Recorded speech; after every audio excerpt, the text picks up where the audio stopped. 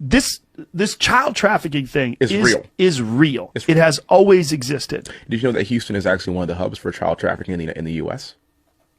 Really? Yes, it is. Now, how do they find out about child trafficking? Like, how do they infiltrate? So usually it's local law enforcement that recognizes some abnormalities in the behavior of some of the children.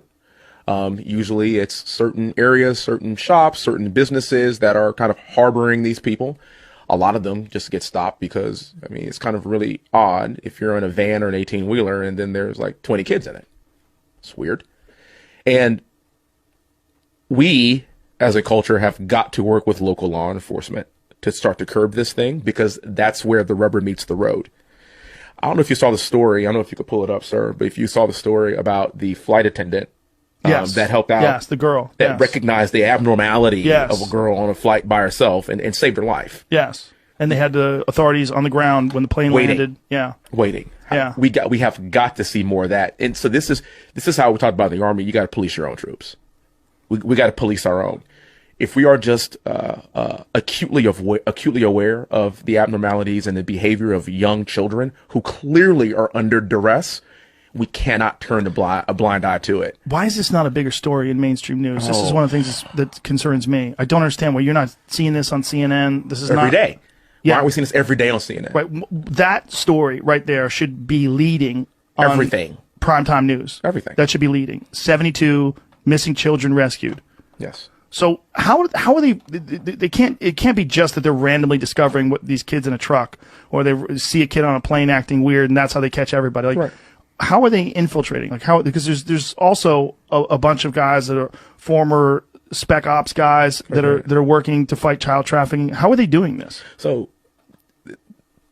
the solution to this, in my opinion, and I'll get to your answer in a second. The solution to this, in my opinion, is actually, and I would be in huge favor of this, of literally starting a separate task force to address this in known hotspots. The other way we're finding out, as to answer your question, the other way that we're finding out as to how they're infiltrating is really if you go to hubs of the world, like Houston, you go to coastal cities where people are actually bringing people into the country, that's exactly where you're going to find a lot of it. So if you just kind of hang out around these areas, then you'll see a lot more of it. You'll discover a lot more of it.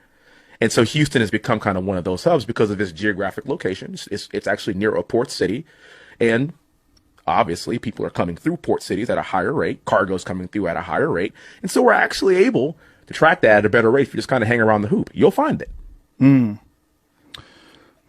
So how are these people communicating? Oh my goodness. It seems like if the government can use programs like Edward Snowden revealed, like how are they organizing these things, and where are they getting these kids from? They get these kids from actually all over the world. A lot of them are coming from impoverished communities. A lot of them are coming from impoverished countries, and they're just shipping them in. A lot of them come from Asian countries, actually. And a lot of them come from right here in the U.S. And this is something that dawned on me, is particularly with having two girls now, and that is, it's also my job to continue to protect them and all of these young people, and it's actually young boys as well. It's not just young ladies. It's actually incumbent upon them to keep them safe. If we can't keep them safe, then what are we doing here? Literally. Like, that's our role now, as fathers and as responsible human beings, is keeping our young people safe. And the biggest thing is this: there clearly is an appetite and there clearly is a culture for it. What I want to do is, how do we place extreme punishment on those who behave in this and partake in this behavior?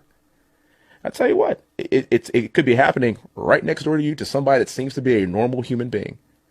But we have got to stop them. We have to stop the predator from feasting on our children. Yeah. And it's got to be demonized. Let's demonize that. Yeah.